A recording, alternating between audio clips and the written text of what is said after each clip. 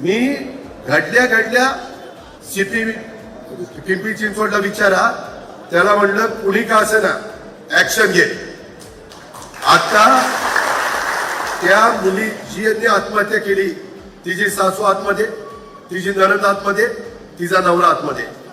सासरा पळाला, पळून कुठं जातोय, पळून कुठं. मी आज पण सांगितलंय 3 टीम त्या टीम सोडल्या, 3 नाही 6 टीम सोडा, मुसक्या बांधूनच त्याला आणा म्हणलं. पण ते टीव्हीचे चॅनल अजित पवार, अरे माझा काय संबंध आहे?